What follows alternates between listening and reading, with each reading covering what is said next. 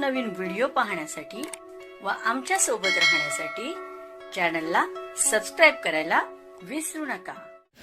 तर बघा काय बातमी 1 एप्रिल 2026 पासून भारतातील रोजगार क्षेत्रात आणि आयकर खात्यामध्ये महत्त्वपूर्ण बदल लागू होणार आहे।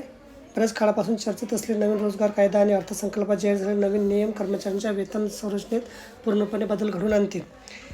या बदलाचा तुमच्या पगारावर आणि बचतीवर कसा परिणाम होईल याचे संपूर्ण स्पष्टीकरण इथे दिलं आहे। 50% वेतनविषयी बरीच नवीन कायद्यानुसार कर्मचाऱ्यांचा मूळ पगार त्यांच्या एकूण पगाराच्या किमान 50% असणे आवश्यक आहे। काय बदलले? आतापर्यंत कंपन्या कर थांबवण्यासाठी मूळ पगार कमी ठेवत असत आणि जास्त भत्ते देत असत,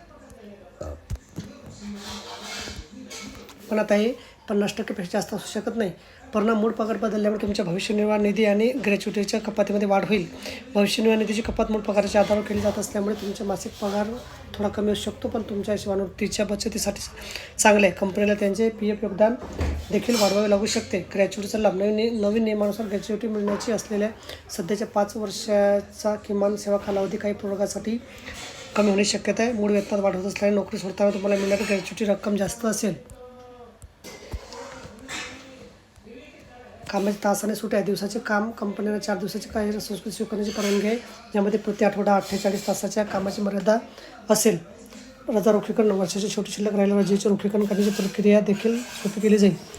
देशभरातील सर्व राज्यासाठी राष्ट्रीय किमान वेतन निश्चित करण्यात आले। याचा कमी वेतन असलेल्या कामगारांना आणि ग्रामीण कर्मचाऱ्यांना मोठा फायदा होईल। जेव्हा नवीन नियम लागू होतील तेव्हा तुमची कंपनी तुम्हाला पगार नवीन तपशील देऊ शकते, ते काळजीपूर्वक तपासणं महत्त्वाचं आहे। तर बघा, अशा प्रकारे अत्यंत महत्त्वाची माहिती आपल्याला समजली असेल। व्हिडिओ सुद्धा आवडला असेल लाईक करा आणि शेअर करायला विसरू नका।